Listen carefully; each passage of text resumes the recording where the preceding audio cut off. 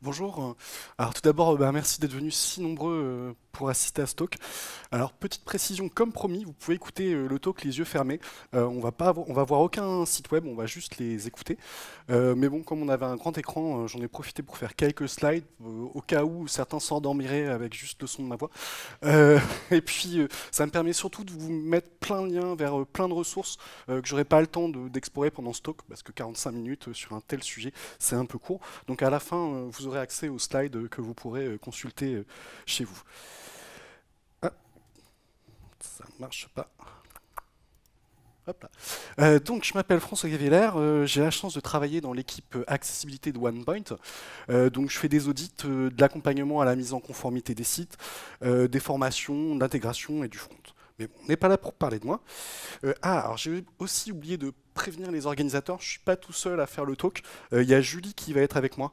Bonjour, je m'appelle Julie, je suis une des voix fournies par Microsoft. C'est moi qui vous lirai les exemples que nous allons voir durant ce talk. Alors Julie, je l'aime bien parce que avant Julie, les lecteurs d'écran, c'était plutôt ça. Avant les lecteurs d'écran, c'était plutôt ça. Alors d'ailleurs, Julie elle va vous expliquer. FX m'a demandé de parler à une vitesse normale, mais certains utilisateurs me demandent de parler plus vite, voire de parler très vite. Voilà, donc là Julie, elle va parler doucement, mais les vrais utilisateurs en général, ils augmentent la vitesse. Alors par ailleurs, moi je ne suis pas un vrai utilisateur de lecteurs d'écran, je les utilise pour vérifier que les sites soient accessibles le plus possible. Donc on va continuer les présentations avec des vrais utilisateurs. Pour ça, je vais vous passer un petit extrait d'une vidéo de l'association de Valentin Aoui. Je m'appelle Olivier, Sandrine, Adèle, Patricia. je suis non-voyant. J'ai perdu la vue il y a 8 ans. je suis malvoyant. je suis malvoyante. Est-ce que vous utilisez Internet? Comme tout un chacun, je ne peux absolument pas me passer d'Internet. C'est difficile de s'en passer. On est bien obligé de se servir des sites internet, ne serait-ce que pour tout ce qui est administratif. Pour les trains, pour les avions, pour... Un rendez-vous médical. L'ensemble de mes courses. Et comment vous utilisez Internet? C'est laborieux. À chaque fois qu'on change un site, j'ai plus du tout de repères. Si je veux aller sur un site, les captchas, je les vois pas. Même si je grossis, j'arrive pas du tout à voir. Et lorsque je mets la petite synthèse vocale, on comprend rien. Tous les sites sont pas accessibles. Ça m'angoisse, c'est une angoisse. C'est démotivant. Ça bug tout simplement. Et c'est frustrant parce que on perd l'autonomie. Je suis complètement largué là. Sur des sites liés à l'administration, où je suis obligé de faire appel à une tierce personne pour m'aider à compléter les informations. C'est pitoyable. L'avantage de Internet, c'est qu'on peut voir où on a les explications normalement quand ça marche bien. Le problème vient pas de nous peut-être. Et que leur truc, ils mettent identifiant et après la case, elle est trois lignes en dessous. Il faut penser un petit peu à tout le monde. Est-ce que vous, sincèrement, vous pourriez vous passer d'Internet aujourd'hui? Voilà, donc est-ce que vous, sincèrement, vous pourriez vous passer d'Internet aujourd'hui? Personne ne lève le bras, c'est normal, Internet c'est devenu un outil indispensable. Et ça devrait être vraiment en plus un outil incluant, notamment pour les personnes aveugles. Mais en fait, là dans la vidéo, l'avantage avec Internet c'est qu'on peut avoir les explications quand ça marche bien. Sauf que voilà, souvent ça marche pas. Et donc en tant que développeur, UX/UI, designer, PO, bref, je ne sais pas quelle est votre position dans la chaîne de création ou d'entretien des sites web, mais vous avez une responsabilité, c'est de ne pas laisser ces utilisateurs à la porte de votre site. Quelques chiffres. En France, il y a près d'1,7 million de personnes atteintes d'un trouble de la vision. Il y a une personne malvoyante ou aveugle qui naît toutes les 15 heures. Alors d'ailleurs, même si vous êtes peut-être déjà concerné, si vous ne vous sentez pas concerné, bon, l'assistance est à peu près jeune, mais spoiler, vous allez vieillir. Donc, potentiellement, vous allez devenir concerné par le sujet. C'est important de se rappeler qu'on est temporairement valide. Dans le monde, ça représente 253 millions de personnes. L'OMS, elle estime qu'il y aura un doublement du nombre de déficients visuels d'ici à 2050. Voilà, donc vous allez me dire, ouais, ok, c'est des chiffres importants finalement, mais bon, il y a le RGA, il y a eu des nouvelles lois qui sont passées, là, c'est bon les sites, c'est accessible. En fait, non, selon, je ne sais plus d'où vient la statistique, mais 10% des sites internet sont accessibles aux personnes aveugles et malvoyantes, seulement. Par ailleurs, quel est l'aveugle le plus connu au monde, à votre avis? Ray Charles, notre Stevie Wonder, Gilbert Montagnier? Spoiler, non, en fait c'est Google. Pourquoi je vous parle de Google? Parce que tout ce qu'on va faire pour améliorer l'accessibilité des sites, ça va aussi bénéficier pour le référencement. Bon, je vous dis ça, moi, c'est pas que je m'en fiche un peu, mais si je fais de l'accessibilité, c'est pour les utilisateurs, parce que c'est un droit fondamental. Mais pour certaines personnes, ça peut être pas suffisant. Donc, si vous avez besoin pour un projet de pousser l'accessibilité aux personnes qui comprennent que l'argent, ça peut être un argument en plus. D'ailleurs, vous l'avez peut-être déjà entendu. Voilà, de toute façon, l'accessibilité, on s'en fiche. On n'a aucun aveugle qui utilise mon site. Bah oui, c'est sûr que si votre site n'est pas accessible, vous aurez qu'un aveugle qui allait l'utiliser. C'est un peu l'œuf ou la poule. Mais en fait, la problématique, elle est beaucoup plus large que les aveugles ou les malvoyantes. Quand on va utiliser un lecteur d'écran, on va pouvoir utiliser que le clavier pour naviguer.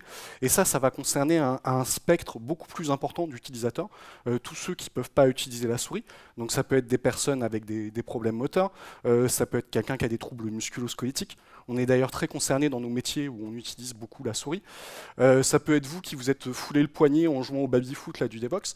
Voilà, ça peut être aussi bien un handicap permanent que temporaire, voire même ça peut être une volonté. Je ne sais pas si dans l'assistance, il y en a qui naviguent principalement au clavier, qui trouvent ça plus efficace. Voilà, donc on a à peu près une dizaine de personnes.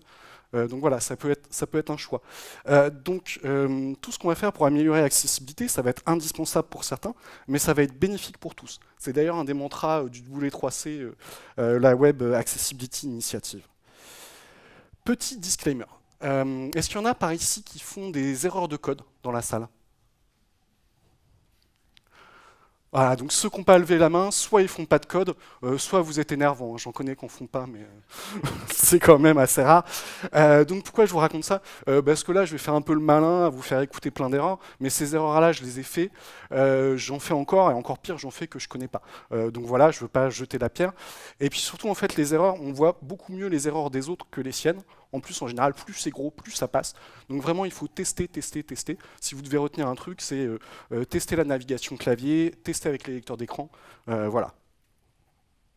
Bref, c'est parti. Un utilisateur de lecteur d'écran, comment il navigue sur Internet? La première chose qu'il entend, ça va être le titre de la page. Donc c'est un point très important, parce que ça doit lui permettre, parmi plusieurs onglets, d'identifier le site et le contenu de la page. Ça doit lui permettre aussi, quand il navigue dans ses onglets de favoris, d'identifier le site et la page et le contenu. Ça paraît tout simple, mais souvent il y a des petits soucis. Je vais vous faire écouter quelque chose. Forfait mobile 4G et 5G sans engagement RAID by SFR document. Forfait mobile 5G 4G et sans engagement document. Forfait mobile sans go 13,99 € document. Panier document. La Poste et mobile FR panier. Voilà. Donc là, on était dans le contexte d'un utilisateur qui cherche un nouveau forfait, qui a ouvert plusieurs onglets. Et sauf que là, je ne sais pas si vous avez fait attention, ça va vite, comme je vous ai dit. Le premier, ça allait, on avait le nom du forfait, on avait le nom de l'opérateur. Les deux suivants, on avait le nom du forfait, mais on n'avait pas le nom de l'opérateur. Et en fait, on était dans trois contextes différents. Il y avait SFR, Free et Bouygues. Donc déjà, on n'avait pas l'information, on était obligé de rentrer dans la page pour savoir où on était. Et on va le voir, c'est très pénible. L'avant-dernier, c'était encore pire, on avait juste panier. Alors je ne sais pas si on était dans un site de maroquinerie, de téléphone, de panier. Et le dernier, c'était le pompon. Je ne sais pas si vous avez vu, il a dit, Julie, elle a lu lapostemobile.fr. Qu'est-ce qui se passait en fait là sur cette page? Il n'y avait pas de title. Donc je lui dis qu'est-ce qu'elle fait? J'ai une page, j'ai pas de title. Ah, et du coup, elle lit l'URL de la page. Donc là, c'était à peu près audible, mais ça peut être très très pénible. Bon après, vous allez me dire, on s'en fiche, le panier, c'est pas une page importante de votre site. Non, je plaisante bien sûr. Donc, pour résumer, le titre de la page doit permettre de retrouver la page dans l'historique ou dans les onglets. Il doit contenir le nom du site. Il doit décrire le contenu ou la fonction de la page. Et il doit préciser quelle est l'étape en cours d'un processus. Donc typiquement, sur une recherche, il doit préciser le terme de recherche, il doit préciser la page sur laquelle vous vous trouvez. Si c'est une pagination et que vous avez un onglet avec la page 1 et un onglet avec la page 3, il doit vous le dire, sinon c'est les mêmes noms. Bref, c'est ce que j'ai raconté dans le dernier tips. Donc, petit conseil et astuce. Déjà, automatiser. Hein, le titre du site, vous le mettez dans vos fonctions de routage, comme ça, c'est fait. On n'en parle plus, vous êtes sûr de ne pas l'oublier. Et puis vous pouvez aussi utiliser des outils qui permettent de dresser la liste complète des titres de toutes les pages, tels que Xinu ou Screaming Frog. Comme ça, ça vous permet de vérifier s'il n'y a pas des erreurs de façon automatisée. Je vous ai mis quelques références, je vais en parler là, mais j'en parlerai plus après parce que je n'aurai pas le temps. Est-ce qu'il y en a qui connaissent Opquast dans la salle? 3, c'est tout. Ah. Bon, alors Opquast, je vous invite vraiment à aller voir. C'est la certification qualité du web. C'est une checklist sur la qualité du web au sens très large. Ça va contenir des critères sur la performance, mais performance commerciale, technique, SEO, sur l'accessibilité, sur la sécurité. Ben, c'est vraiment la qualité très large. Dans l'industrie, on a les normes ISO. Dans le web, on a Opquast.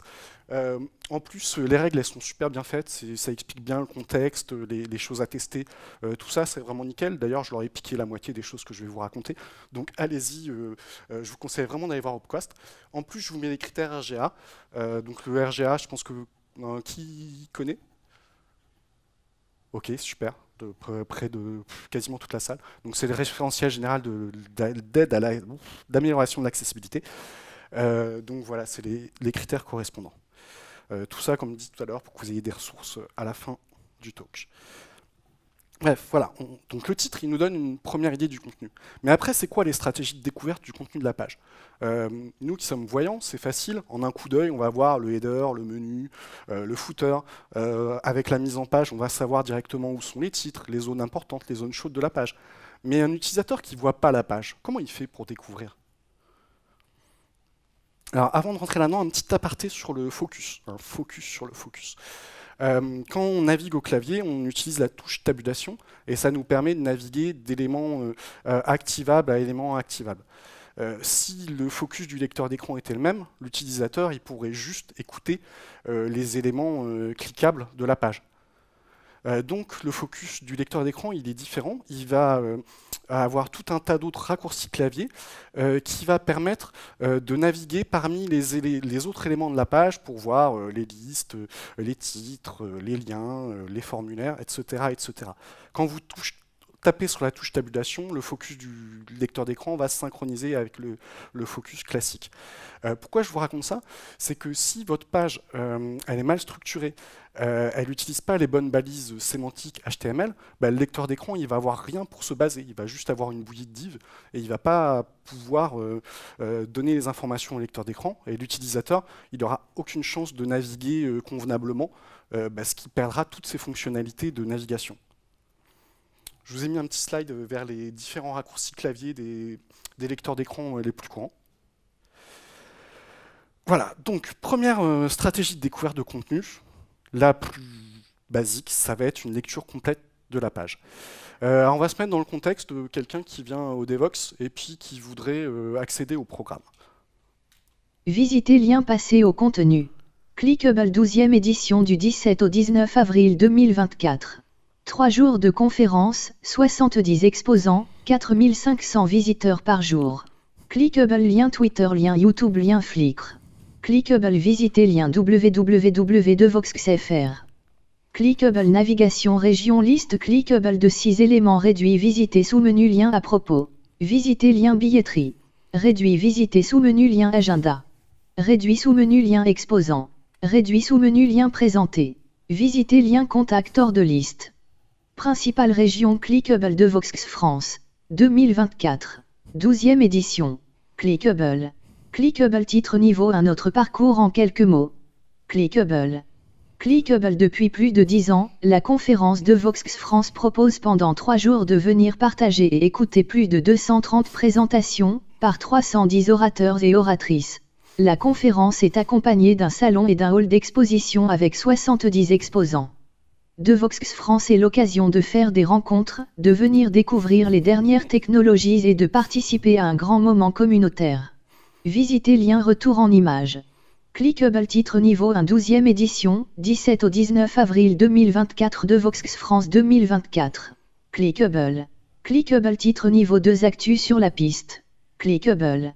Clickable lien billetterie 2024. Lien billetterie 2024. Titre niveau 2 lien information sur la billetterie 2024. Les places pour Devoxx France 2024 seront en vente à partir du vendredi 1er décembre 2023 à 9h. Précise, sur le site. 3 novembre 2023. Lien 2024. Visitez lien le programme de Vox Ouh, France ça y est, il 202. est là. Alors pourquoi j'ai perdu 2 minutes à vous faire écouter ça? C'est pour que vous vous rendiez compte que là, quand on fait une lecture complète, c'est long, c'est très très long. Parce que déjà, c'est très long de lire un site, mais en plus, le lecteur d'écran, il va nous donner plein de contextes supplémentaires. Il nous signale les titres, les images, les liens, etc. etc. Donc cette méthode de navigation, elle est parfois nécessaire, mais c'est pénible et c'est long, et il faut tout faire pour donner d'autres moyens aux utilisateurs de découvrir leur page, parce que sinon, là en plus la page du Devox, en vrai en plus je l'ai coupée, mais il n'y a pas grand chose par rapport à d'autres sites. Donc deuxième stratégie, ça va être d'utiliser les landmarks. C'est quoi les landmarks? Alors comme je disais tout à l'heure, nous on voit d'un coup d'œil le header, le footer et le contenu principal de la page. Le landmark il va faire pareil, ça va permettre de faire la même chose. Je vais vous faire écouter. Bannière région République. Clickable menu principal navigation région liste de 4 éléments accueil visiter lien page courante. Principale région rendre les sites et services numériques accessibles à toutes et à tous titre niveau 1. Information sur le contenu région République. Donc là, on a écouté le site du RGA, vous avez dû le reconnaître, et j'ai juste navigué avec la touche NVDAD entre les différentes zones. Donc il m'a donné le header, le menu principal, le contenu principal, et puis il me vocalise la première zone focusable du contenu. Donc très rapidement, là déjà, on peut savoir ce qu'il y a dans la page et naviguer plus facilement et plus efficacement vers le contenu de la page. Comment on fait ça? En utilisant les balises HTML dédiées. Donc header, main, footer, la nouvelle balise church, nav. On est obligé de rajouter un petit attribut ARIA role pour de la rétro-compatibilité avec les vieux navigateurs, les vieux lecteurs d'écran. Donc ça, faut pas l'oublier parce que le RGA le sanctionne. Donc qu'est-ce qui peut se passer comme problème? Alors le problème le plus évident, c'est que vous avez de la bouillie de div et vous n'avez pas vu les balises structurantes. Ça, c'est le premier problème qu'on rencontre encore malheureusement souvent. Deuxième problème, ça va être celui-là. Recyclivre.com. Principale région navigation région liste de 14 éléments navigation région théologie lien. Navigation région cabale, gnose et occultisme lien. Navigation région rêve, symboles et runes lien. Navigation région jeu, navigation région roman, navigation région comics lien. Navigation région, navigation. Bon là je vais arrêter en fait sur ce site, il y a 105 balises navigation dans le menu. Donc autant dire que la navigation vers les landmarks, elle est rendue complètement inopérationnelle. Donc faites attention, les balises nav, elles sont réservées à la navigation, il doit y en avoir que une ou quelques-unes dans le site. Si on a plusieurs, il faut leur rajouter un attribut ARIA pour bien préciser quelle est la navigation. Le critère RGA correspondant. Voilà. Troisième stratégie de découverte, ça va être d'utiliser les liens. Parce que naviguer parmi les liens, en général, ça va permettre de naviguer et d'accéder rapidement aux fonctionnalités du site. En général, les points chauds et les éléments importants de votre page, de votre site, ça va être les liens. Alors on va refaire l'exercice avec le site Devox pour rechercher le programme comme tout à l'heure. Clickable Twitter lien. YouTube lien. Flickr lien. Clickable www.devox.fr visiter lien. Clickable navigation région liste clickable de 6 éléments à propos réduit visiter sous-menu lien. Principale région clickable retour en image visiter lien. Clickable billetterie 2024 lien. Billetterie 2024 lien. Information sur la billetterie 2024 lien titre niveau 2. 2024 lien. Pour éviter les salles combles. Lien. Pour éviter les salles combles. Lien. Venez rencontrer les développeurs à Devox France 2024. 2024 lien. Titre niveau 2 visiter lien le programme Devox France 2024. Donc ça a été plus rapide, on n'a mis que 45 secondes, mais là je ne sais pas si vous avez fait gaffe, il y avait pas mal de problèmes qu'on va aborder par la suite, des problèmes dans l'utilisation des liens sur le site.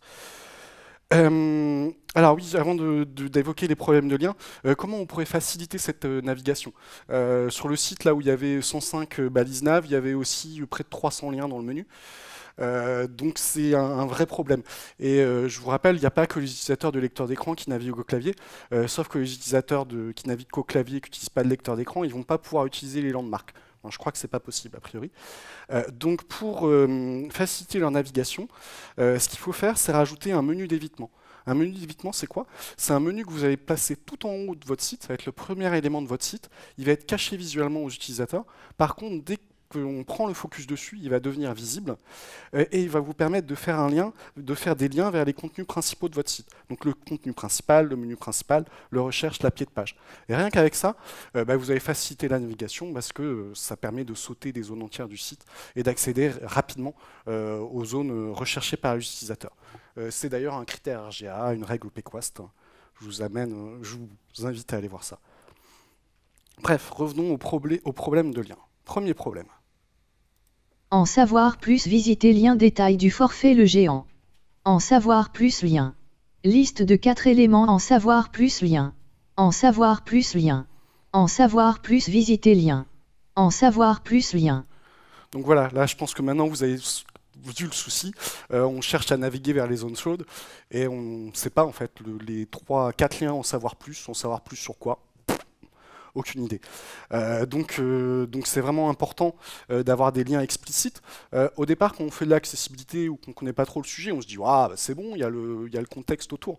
Mais en fait non, c'est pas bon parce qu'on voit que c'est des méthodes de navigation et que c'est compliqué d'aller voir le texte, d'aller écouter le texte. Donc ce qu'il faut faire dans ces cas-là, vous n'êtes pas obligé d'avoir des liens à rallonge qui pètent votre design, vous pouvez rajouter du texte caché qui va donner du contexte aux utilisateurs des technologies d'assistance, et voilà, en savoir plus sur l'accessibilité. Alors je dis ça, je parle des liens, mais ça concerne aussi les boutons. Fnac, recherche région entrée invalide, lancer la recherche bouton. Principale région bouton. Bouton. Navigation région, liste de 7 éléments, clickable bouton. Clickable bouton. Clickable bouton. Clickable bouton. Clickable. Bon, on pourrait en faire une chanson, mais il y en a au moins 50, je crois, des boutons sans libellé sur ce site. Donc bref, ça c'est le premier problème, c'est les liens non explicites. Il y en a un deuxième qui est encore pire, ça va être les liens sans intitulé. Contact @wesi report comme lien. Wesi report lien. UCRA RJBRC Kekub et BRZHV un YW lien. Hein? UCRA RJBRC Kekub et BRZHV un YW lien. Ouais, c'est très clair. Non. Alors là, qu'est-ce qui se passe? En fait, c'est un lien où il n'y a pas du tout d'intitulé. Et donc, je dis, comme tout à l'heure avec l'URL, elle ne sait pas, et donc elle nous lit l'URL du site. Elle lit la dernière partie. Là, en l'occurrence, il s'agit d'un lien vers YouTube. Donc, c'est vraiment un problème bloquant pour les utilisateurs. Troisième problème. Le 7 juin 2023, Diez Culture et Patrimoine, conférence de restitution sur le patrimoine du bourg de Lassay et des anciennes communes de Lassay et de Courberie le mercredi 7 juin, 20h, titre niveau 4, rencontre autour de l'ouvrage Lassay aux confins du Maine. De Château en Pressoir, paru en 2022 en coédition 303 régions des Pays de la Loire. Lassay les châteaux en savoir plus lien. Et voilà, en fait, ça, c'était un lien. Je ne lisais pas la page, c'était juste un lien. Donc, qu'est-ce qui se passe? Là, on est dans le contexte où on est... c'est une carte, un petit composant d'interface, où on a une image, un titre, un résumé. Et en fait, là, toute la carte est englobée dans un lien. Donc, le lecteur d'écran, il lit tout. Donc, on est dans le problème inverse de tout à l'heure, où on va se retrouver avec quelque chose de très verbeux qui va ralentir la navigation. Voilà, ça c'était le troisième problème. Alors heureusement, ça on peut le corriger. D'ailleurs, oui, il y avait le même problème sur un problème similaire sur le site d'Evox. Je ne sais pas si vous avez fait gaffe tout à l'heure. Il disait 2 fois des liens. Il les répétait 2 fois. C'est parce qu'ils avaient utilisé sur une carte 2 liens. Donc ce qu'il faut faire, vous pouvez aller voir ce lien de Kitty Girodel. En gros, la bonne pratique, c'est de placer le lien sur le titre de la carte et d'étendre la zone de clic à l'aide d'un pseudo-élément CSS à toute la carte. Dernier point très important par rapport au lien, mais ça je ne vais pas pouvoir vous le faire écouter, et pour cause, mais je peux vous raconter une histoire. Il y a David qui travaille avec moi dans l'équipe accessibilité de OnePoint à Nantes, et qui m'a raconté une histoire qui lui est arrivée pendant le confinement. Donc David, il est aveugle, j'ai oublié de préciser. Et donc il devait faire ses courses sur internet, comme tout le monde. Sauf que ça s'est passé plutôt bien, sauf qu'il n'a jamais pu valider son panier. Pourquoi ? Parce que le dernier bouton, il n'était pas accessible. Ça devait être un div avec un événement JavaScript dessus. Donc pour lui, il était inaccessible, il ne l'entendait pas, il ne savait pas ce que c'était. Pareil au clavier, il n'aurait jamais été actionnable. Donc ça met vraiment à la rue tout plein d'utilisateurs. C'est vraiment un point bloquant. Donc pareil, si vous devez retenir un truc à l'issue de cette talk, Un div, c'est pas un bouton. Si vous devez faire un bouton, utilisez l'élément HTML button. Si vous devez faire un lien, utilisez l'élément HTML A. Voilà. Autre stratégie de découverte, les titres. Pour donner une petite analogie, nous, quand on prend un livre qu'on ne connaît pas, s'il est bien fait, il y a un sommaire. Donc on va avoir le titre principal, les différentes sections, les sous-sections. Et très rapidement, rien qu'en lisant ce sommaire, on va pouvoir aller vers l'information qui nous intéresse. Le titre de la page H1, H2, H3, H4 sur les sites internet, c'est la même chose. Ça va donner un sommaire de la page. Alors ça, c'est pareil, je ne vais pas pouvoir vous le faire écouter parce que un des principaux problèmes, ça va être l'absence de titre. Ça va être des problèmes de hiérarchie, des titres qui ne vont pas être dans le bon ordre, une structure qui ne va pas être logique. Ça va être des titres qui ne sont pas pertinents. Voilà. Ça va être des titres simulés. Alors c'est quoi un titre simulé? Ça va être un titre qui n'en est pas un sémantiquement. Donc ça va être par exemple une balise P avec du style pour qu'il soit plus gros, des choses comme ça, mais qui du coup ne sera pas restitué au lecteur d'écran. Voilà, donc ça c'est un vrai problème. Ça pose aussi des problèmes en SEO, hein, parce que c'est très important, la structuration en SEO également. Mais je ne peux pas vous le faire écouter. Je vous invite à aller voir, il y a un super article de TPGI qui détaille le problème, et puis les règles PQAST et les critères RGA. Voilà, donc pour résumer, les tactiques de navigation, on va avoir la lecture complète, mais comme on l'a vu, c'est un peu laborieux. Donc souvent, on va compléter ça avec les landmarks, des accès rapides, la navigation par les liens, par les titres de la page. En vrai, en fait, tout ça, ça se cumule, et il va y avoir une différence entre les premières et les navigations suivantes. Une fois que les utilisateurs connaissent les sites, ils vont savoir qu'ils peuvent aller vers leur information par telle ou telle tactique. Ils vont pouvoir faire des recherches sur les liens ou des choses comme ça. Donc si c'est un lien en savoir plus, ça ne marche pas. Donc voilà comment les utilisateurs réussissent à naviguer principalement. Cependant, ils ont encore malheureusement d'autres obstacles à leur navigation. Le plus évident, c'est les images. Parce que forcément, les images, ils ne les voient pas. Plusieurs problèmes que je vais vous faire écouter. 7D5A1D2F94DB49 Confer 8193C9145F. Images sans libeller lien. Bon, vous commencez à connaître le principe. Là, c'est une image qui n'a pas d'attribut alt, donc le lecteur d'écran lit l'URL de l'image. Deuxième problème. Liste de un élément alt lien. Liste de un élément alt lien. Donc voilà, là, on avait une liste de 2 liens. Et qu'est-ce qu'il y avait comme lien derrière? On n'en sait rien. En vrai, on est sur un site où c'est des bannières promo avec plein de textes, des offres super importantes. Et au lecteur d'écran, il sait juste qu'il a 2 liens, mais il n'a aucune idée de ce qui vient derrière. Donc ça, c'est le premier problème. Ça va être les images sans alt et les images porteuses d'informations qui ne vont pas avoir d'alternative ou qui vont avoir une alternative vide ou incomplète. Ça paraît évident. Il y a un autre truc qu'on perçoit moins, c'est ça. Argent 2R la mondiale. 2 femmes riant tête contre tête graphique lien. Homme embrassant un bébé graphique lien. Femmes âgées riant autour d'une table graphique lien. 1366 348 002 graphique lien. Homme regardant l'écran de son ordinateur portable. Bon, je ne vais pas tous les faire, mais vous voyez le principe. Là, en fait, on a des images de décoration qui sont là pour faire joli, pour donner une petite ambiance sympa. Sauf qu'en fait, on s'en fiche. Elles n'apportent pas d'informations. Elles viennent polluer la restitution du lecteur d'écran. Elles peuvent même casser le sens. Là, on a vu des fois, on avait même un numéro technique au lieu d'avoir une alternative. Donc ça, c'est aussi un des problèmes. Les images de décoration qui sont restituées. Je vous parle des images, mais ça concerne aussi les glyphes. La grande école du numérique, formation au métier du digital document. Lien graphique Wattis grande école du numérique. Alors là, on a un combo. En fait, le lien, c'est des images, je sais plus, je crois que c'est vers les réseaux sociaux, mais en gros, ils utilisent des glyphes qui n'ont pas d'alternative. Donc là, Julie, elle sait que c'est pas vide, mais il n'y a rien, donc elle dit lien. Et le dernier, c'est un lien qui n'a pas d'intitulé, donc il dit URL. Je parle des glyphes, mais c'est aussi valable pour les émoticônes. Construction d'un bâtiment créé par lien @Lost in Brittany fusée hébergé sur lien JTube page. Code source écrit en glace italienne vanille JavaScript, toile d'araignée HTML sémantique, palette de peinture CSS progressivement améliorée. Et celle un soupçon de Markdown. Cœur avec ruban basé sur le lien Elevanty.js blog starter pour lien 11h Elevanty, le générateur de sites statiques.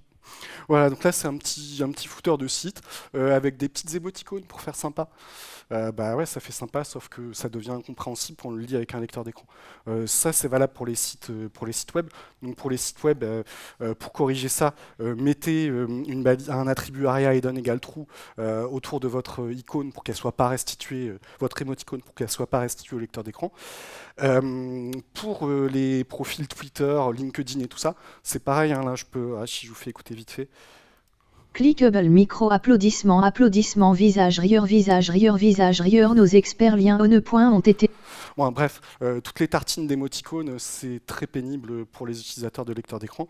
Je vous invite à aller lire les excellents articles de Corey Skibel et Arnaud Malon sur le sujet, qui, si vous voulez vraiment utiliser des émoticônes, ils vous expliquent comment faire ça d'une façon à peu près accessible. Voilà toutes les références. Il y a un super arbre de décision du W3C qui permet de déterminer si une image elle est de décoration ou pas. Les règles PQAS, c'est les critères RGA. Autre point qui peut être critique pour les utilisateurs, c'est la langue du site. On va réécouter le site d'Evox.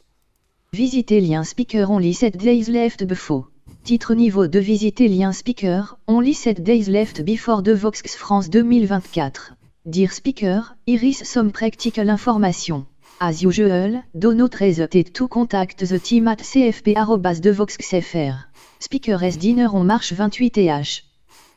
Bon, alors c'est rigolo, hein, mais c'est pénible. Là, qu'est-ce qui se passe? Alors sur le site d'Evox, ils ont bien défini la langue principale qui est EFR. Des fois, il est oublié. Hein. J'avais un site comme ça qui était en français et puis tout était prononcé avec un anglais accent. Bon, bref, c'était l'horreur. Là, qu'est-ce qui se passe? C'est qu'ils ont un morceau du site qui est en anglais. Donc, Julie, si on ne lui dit pas, elle continue à parler en français. Et voilà, ça donne cette bouillie. Donc, oubliez surtout pas la balise langue au niveau de l'attribut langue au niveau de la balise HTML. Et puis, s'il y a des changements de langue en cours dans votre page, rajoutez un attribut langue qui indique au lecteur d'écran, aux technologies d'assistance, la langue. C'est aussi super important pour les logiciels de reconnaissance vocale. Tout plein de règles PQAST et critères RGA sur le sujet. Alors, mais j'ai le temps. On va même pouvoir parler des listes. Les listes, c'est aussi un point super important parce que c'est des balises qui vont faciliter la navigation. Très couramment, on l'a comme sur le menu d'Evox. Clickable navigation région liste clickable de 6 éléments à propos réduit visiter sous menu lien. Donc ce qui est cool, c'est qu'on a directement, on sait le nombre d'éléments du menu, ça nous permet de naviguer plus efficacement. Et en plus, il y a tout un tas de raccourcis qui permettent d'aller d'un élément de liste à un autre. Donc ça, les listes pour les menus, non, globalement, maintenant, tout le monde les utilise, il n'y a pas de souci. Mais on peut aller encore plus loin, je vais vous faire écouter autre chose. Clickable liste de 49 éléments. Réfrigérateur congélateur bas continental édition graphique lien réfrigérateur congélateur bas continental édition score global 4 étoiles sur 5 692 lien Apple AirPads 2 avec lave-linge hublot continental édition Samsung TV LED Tefal ingénio batterie Samsung Galaxy M23 128 Go 5G bleu. Donc là, je vous explique un petit peu le contexte. On arrive sur le site. Julie, elle me dit que c'est une liste de 50 produits. J'ai écouté le premier produit, donc on voit qu'il me dit le titre, le descriptif. Ok, c'est pas ça que je cherche. Donc, comme on est dans une liste, on peut utiliser les touches dédiées et après parcourir la liste très rapidement. C'est ce qu'on a fait. On n'écoutait que le titre du produit jusqu'à arriver au produit qu'on recherchait. Donc ça facilite grandement la navigation. Donc quand vous avez des listes, utilisez les balises HTML ULLI, ça va permettre aux utilisateurs de naviguer plus efficacement. Donc pareil, ça c'est un critère RGA, c'est une règle PQAST. Voilà, autre point très important, voire crucial, c'est les formulaires. Parce qu'en fait, c'est un élément clé des sites internet. En général, ce qu'on attend, c'est que l'utilisateur puisse réaliser des actions. Et malheureusement, il y a aussi pas mal de problèmes. Donc, comme pour tout le reste, les utilisateurs de lecteurs d'écran ont des tas de touches dédiées pour naviguer parmi les champs des formulaires. Donc, très souvent, ils vont naviguer directement de champ en champ. Et qu'est-ce que ça donne quand c'est mal fait? Formulaire. Bouton radio non coché. Bouton radio non coché. Bouton radio non coché. Édition. Édition. Édition. Édition. Édition. Envoyer bouton. Donc là, qu'est-ce qui se passe? En fait, les champs du formulaire ne sont pas reliés à leur label. Donc le lecteur d'écran, il sait qu'il y a un champ, mais sait pas ce que c'est, donc il dit juste qu'il y a un champ. Et on n'a pas d'information. Et donc, donc il faut vraiment bien relier les intitulés au label. Je vais vous faire écouter le même formulaire, mais avec les labels correctement reliés. Formulaire Madame bouton radio non coché. Mademoiselle bouton radio non coché.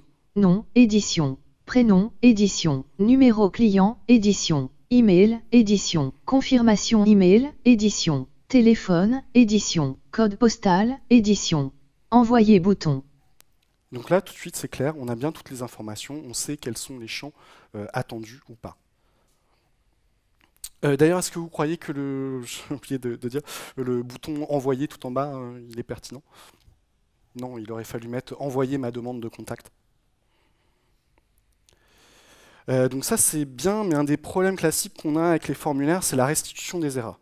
Donc je vais vous faire écouter exactement le même formulaire, mais l'utilisateur a validé le formulaire et il a des erreurs qui s'affichent à l'écran.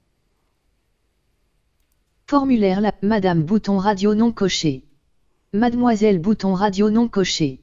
Nom, édition. Prénom, édition. Numéro client, édition. Email, édition. Confirmation email, édition. Téléphone, édition. Code postal, édition. Bon, là, en fait, je ne sais pas si vous avez fait gaffe, mais vous avez entendu exactement la même chose que précédemment. Il y a des erreurs qui s'affichent, mais l'utilisateur n'est pas prévenu. Dans les labels, il y avait des petites étoiles indiquant que le champ était obligatoire. Mais ça, Julie, elle nous le dit pas, elle ne le restitue pas. Donc en fait, l'utilisateur, là, il n'a aucun moyen de savoir quelles sont les erreurs, quels étaient les champs obligatoires, ou sinon, il va être obligé de faire un mode de navigation différent. Donc ça, comment on peut améliorer ça? On peut améliorer ça grâce à ARIA. ARIA, qu'est-ce que c'est? C'est une technologie qui apporte en soi aucune fonctionnalité, mais il va modifier la façon dont sont représentées les choses au lecteur d'écran. Il va modifier, il va donner du contexte dans l'arbre d'accessibilité qu'utilise le lecteur d'écran. ARIA, c'est génial, mais c'est un peu mon meilleur ami, en fait. Mon meilleur ennemi, je veux dire. Parce que, notamment, par exemple, la première règle d'ARIA, c'est n'utilisez pas ARIA. Bon, alors j'exagère un peu. La première règle, c'est n'utilisez pas ARIA si vous pouvez faire autrement. Typiquement, c'est n'utilisez pas ARIA pour surcharger un truc et lui dire que c'est un bouton, utilisez un bouton. ARIA, c'est un peu comme les épices. Si on en met un petit peu dans un plat, ça va le sublimer. Si on en met trop, ça devient immangeable. Donc c'est vraiment à utiliser avec précaution, d'autant plus que c'est invisible. Donc on ne le voit pas à l'écran. Il faut vraiment toujours le tester avec un lecteur d'écran derrière pour être sûr de ne pas faire de bêtises. Ceci étant dit, derrière, on peut faire des trucs super.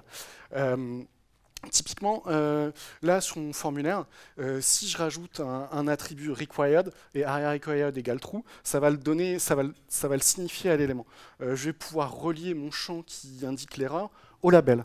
Donc, je vous fais écouter ce que ça donne. Mon identité groupe civilité, groupe M bouton radio non coché obligatoire. Je dois sélectionner ma civilité. Nom, édition obligatoire autocomplétion. Le champ nom est requis. Numéro client, édition obligatoire autocomplétion. Ce champ est requis. Format du champ incorrect. La saisie ne doit comporter que 10 chiffres. Donc voilà, et là l'utilisateur, il a bien toutes les informations dont il a besoin. Youpi. Je vois que j'ai pété le chrono, donc je vais vous dire un truc que j'ai oublié tout à l'heure.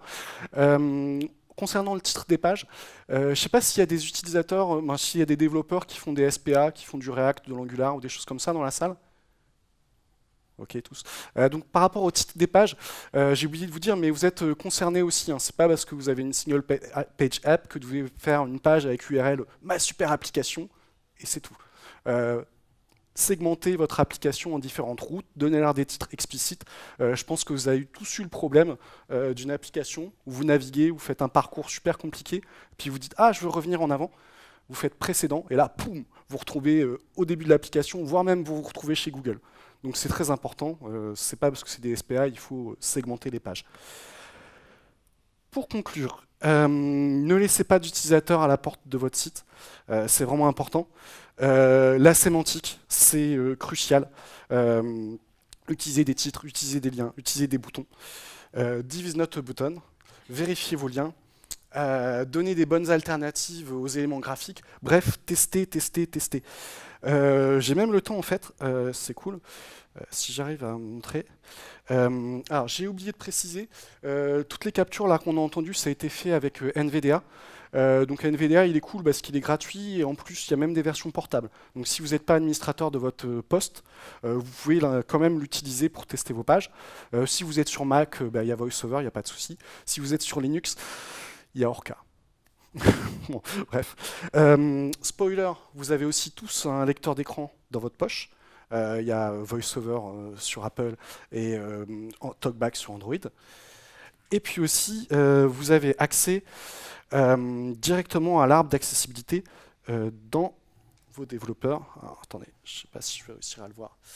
Ça va être compliqué sans souris. Je ne peux pas vous le montrer, mais dans les outils, dans les DevTools, il y a une option accessibilité que vous allez chercher et dedans vous pouvez afficher l'arbre d'accessibilité qui vous donne tout ce qui est restitué au lecteur d'écran.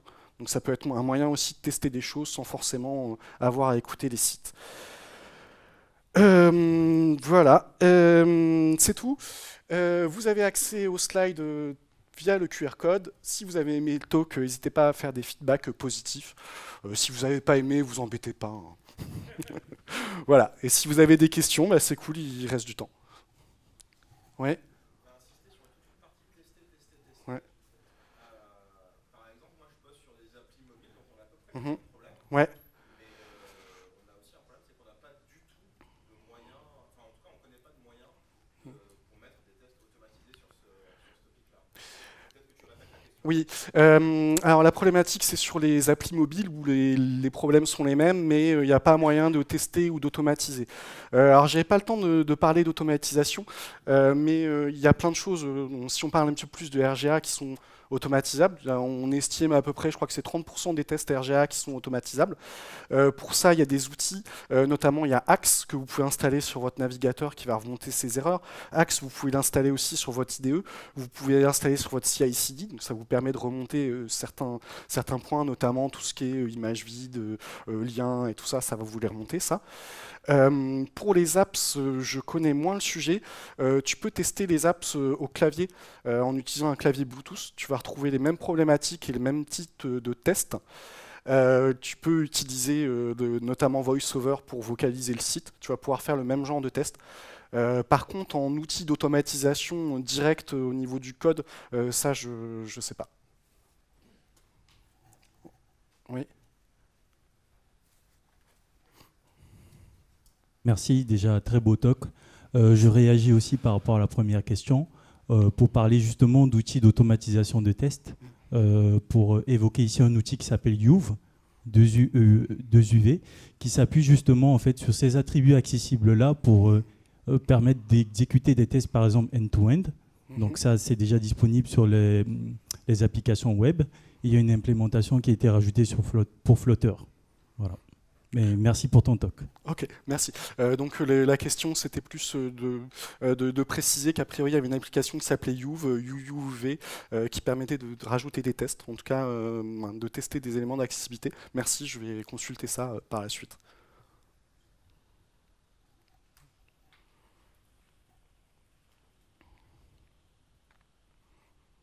Merci pour le talk. Est-ce que les lecteurs d'écran commencent à intégrer l'intelligence artificielle ? Alors pas à ma connaissance, en tout cas pas NVDA.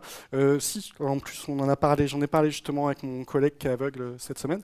A priori Joe est censé maintenant utiliser de l'intelligence artificielle. Pour faire quoi, je sais pas trop, c'est tout récent.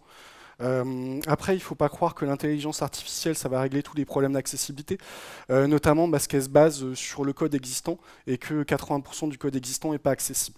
Donc pour l'instant, l'IA, elle peut régler, elle peut permettre certaines choses, mais c'est pas encore la solution magique pour rendre accessibles les sites.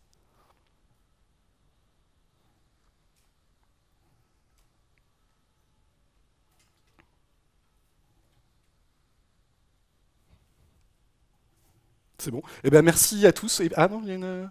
Non. Oui.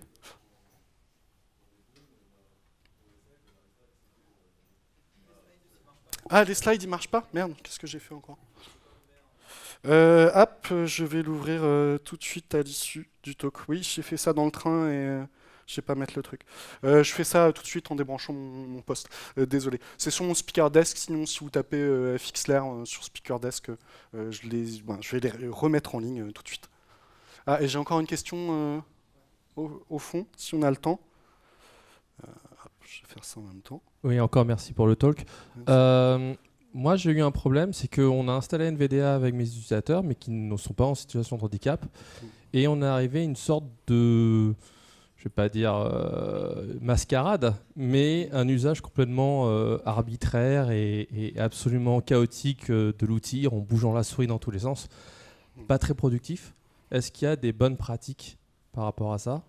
Ou des méthodes, des vidéos, quelque chose qui pourrait aider nos utilisateurs à cibler un vrai usage en fait? Alors, pas à ma connaissance. Je pense qu'il y a pas mal de choses qu'on va retrouver via les checklists Opquast et le RGA qui donnent quand même des méthodes de test. Après, en fait, quand on est habitué à tester les sites, on sait les trucs à chercher, on va naviguer, on va vérifier la hiérarchie des titres, on va vérifier les landmarks, en gros, on va vérifier tous les problèmes que je vous ai fait écouter, parce que c'est des problèmes vraiment communs qui viennent souvent. Donc on va suivre un fil comme ça. Mais j'ai pas de. Je vous ai laissé plein de ressources, mais j'en ai pas encore sur le sujet. Il faudra que je creuse.